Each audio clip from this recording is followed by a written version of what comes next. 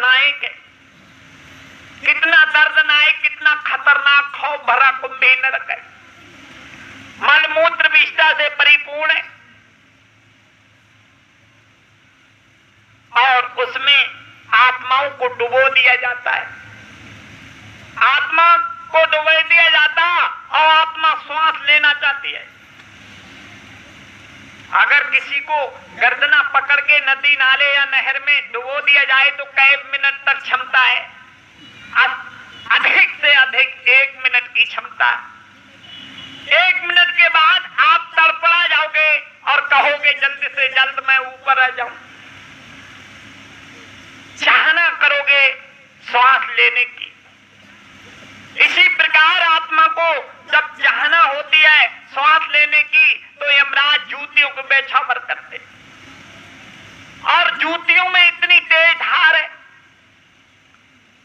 इतनी तीव्र गति धार है, ब्लेड से भी तेज। जब आत्मा के ऊपर पड़ती है तो आत्मा की चीख पुकार निकल जाती, मीलों मीलों तक आवाज चिंघारती है और प्रत्येक जूती पर यमराज ज्ञात कराते हैं कि आत्मा तुझे तो गोल्डन चांस दिया था, तुझे सुंदर अवसर मिला था और तुझे नर नारायण देह देव दुर्लभ शरीर दिया था। अरे पीर पैगंबर संत महात्मा आमिल कामिल मुर्शिदों के पास जाकर अरे नाम लेकर के भजन करता तो आपको ये दिन देखने ना पड़ता। आत्मा पछताती है। फिर लिखा है कि सुत पित मात नारे आरे ढंगी, ये सब स्वार्थ के हैं संगी, अंतकाल ये सब छूट जाए, आप धर्म आप संग जय है, जाको धर्म कर्म रे जैसा, ताको फल पावे नर तैसा। कर्मों के आधार से आत्मा भोग भोगती है, वहां किसी के साथ में हमदर्दी नहीं बरती जाती। तो ऐ आत्मा तुझे कितने समय तक रहना है इस काल के देश में, यहां से जाना है। तो आत्मा को हुक्म किया जाता है इसे कुंभी नरक में सैकड़ों कल्पों तक रखना। अब सैकड़ों कल्प समझ रहे कितना? इधर की पढ़ाई लिखा पढ़ित में आती है पर उधर की पढ़ाई लिखा पढ़ित से परे है। सतयुग त्रेता द्वापर कलयुग 4 युगों की चौकड़ी होती है। सतयुग की उम्र 17,56,000 वर्ष, त्रेता की 12,64,000 और द्वापर की 8,56,000 वर्ष और कलयुग की 4,32,000 वर्ष की उम्र है। 4 युग बीतने पर, 4 युग जब बीत जाते हैं क्रम से, तब क्या होता है? चौकड़ी। और 72 चौकड़ी बीत जाती हैं तब एक बनता है मनंतर, और 72 मनंतर बीत जाते हैं तब बनता है एक कल्प। और वहां हुक्म कर दिया कि सैकड़ों कल्पों तक इस आत्मा को कुंभी नरक में रखना है।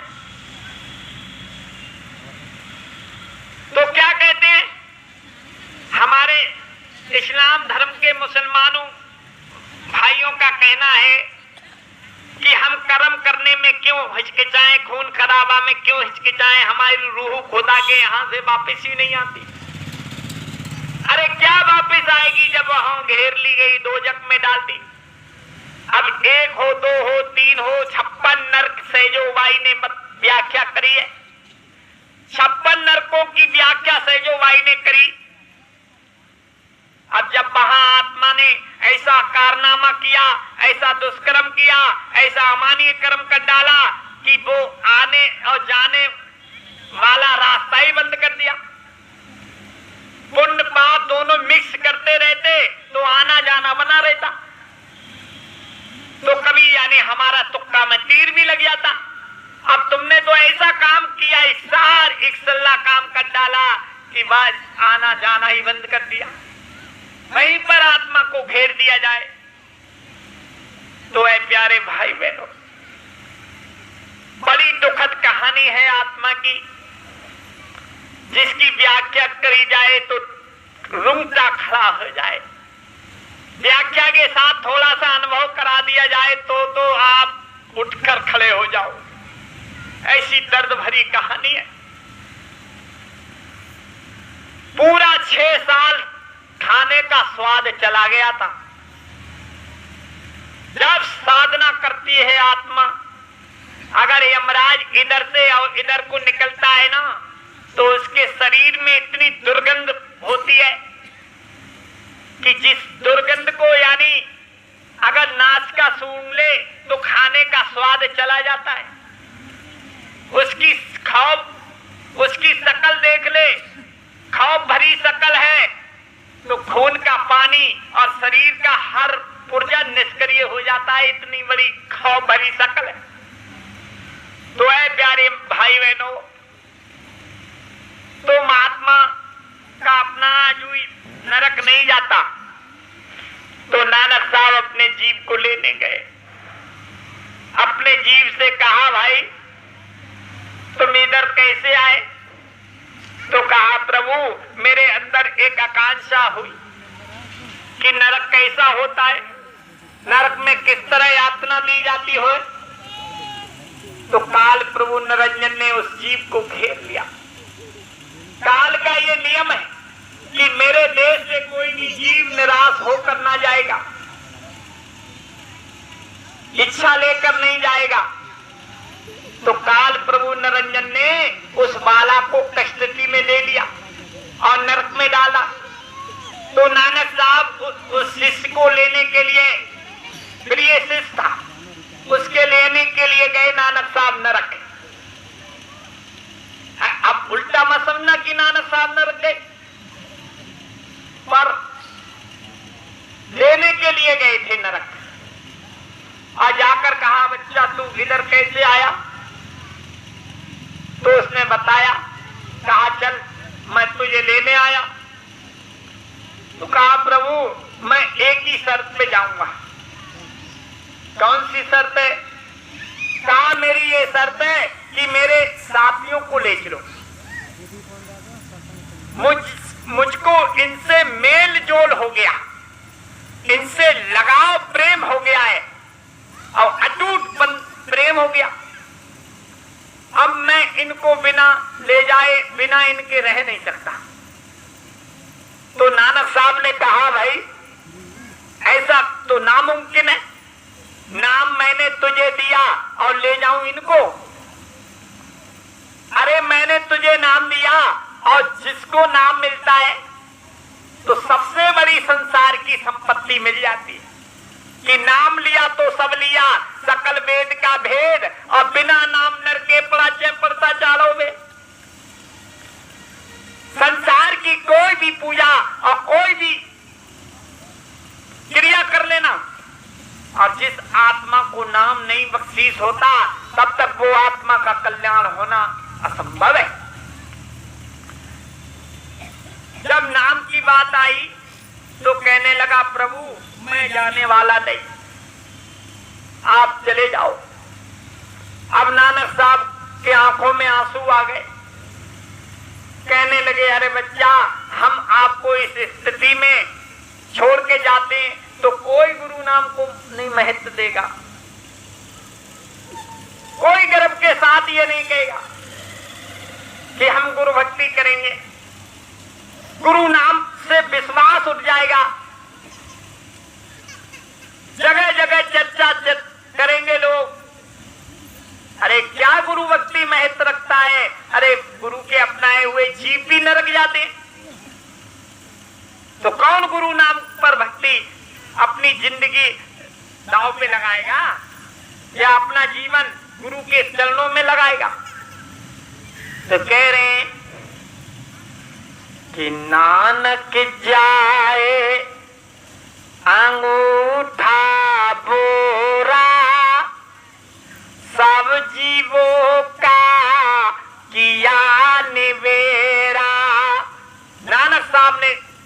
तरकीब बताया। उन्होंने अपने दाहिने पैर को बढ़ाया और क्रम बाई क्रम से क्रम बाई क्रम से क्रम बाई क्रम से अंगूठा पकड़ के निकला और पीछे मुड़कर मत देखना। अगर तुमने पीछे मुड़ के देख लिया तो फसाव हो जाएगा। देखिएगा, इतिहास कहता है कि नानक साहब अपने शिष्य को लेने गए अकेले और बल्कि सारा नरक ही खाली कर दिया। इतना बड़ा सामर्थ्य होती है महात्माओं में कि 3 लोक नवखंड में गुरु से बड़ा ना कोई और करता करे ना कर सके गुरु करे सो होए। इतनी बड़ी पावर होती है महात्माओं में। तो कितने बड़े सौभाग्य हैं हमारे आपके जो ऐसे महापुरुष हमको मिले। फिर भी हम ढील कर रहे। हमको इतनी बड़ी दौलत बख्शीश करी स्वामी ने कि सतयुग त्रेता द्वापर बीता और काऊ न जाने शब्द की रीता। और कलयुग में स्वामी दया विचारी प्रकट करके शब्द पुकारी। पहले युगों में बहुत कठिन पूजाएं थी। पहले युगों में गुदा चक्र से चढ़ाई होती थी। आज नीचे की सारी प्रक्रिया समाप्त करके बाईपास निकाला। जैसे आज वर्तमान की सरकार ने हर कस्बा का उलझन खत्म कर रखी है। कोई कस्बा कोई शहर में कोई उलझन नहीं रखी। सभी जगह बाईपास निकाल दिया। बेवकूफ से बेवकूफ निकला चला जाए।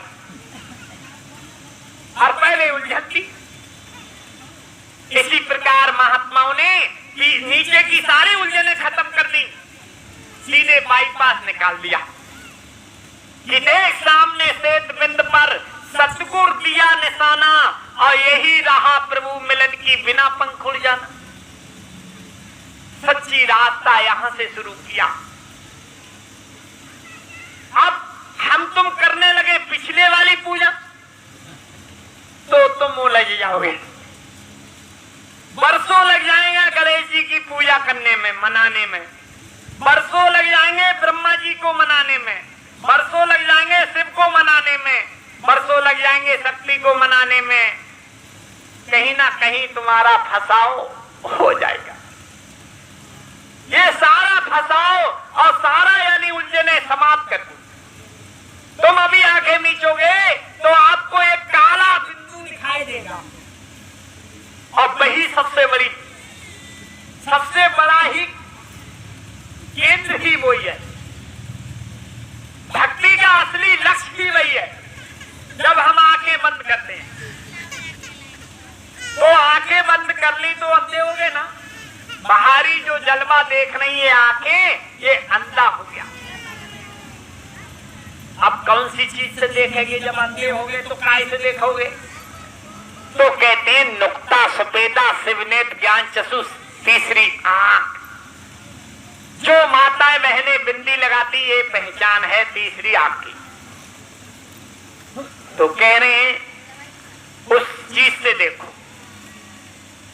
जब आंखें बंद हो गई तो फिर सारी इंद्रियों को सिमेट कर मन बुद्धि चित्त को रोक करके यहां लाकर टिकाओ।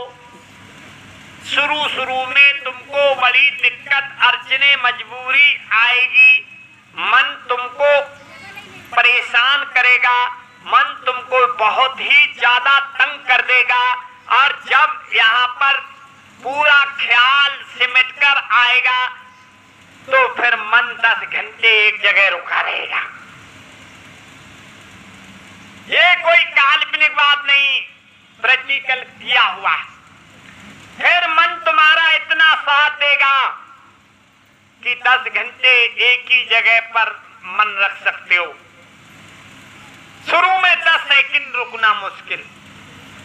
और खेल काय का है? मन को ही खेल है। हर युगों में हर समय में मन का ही रोना रोया गया है। कहा भी है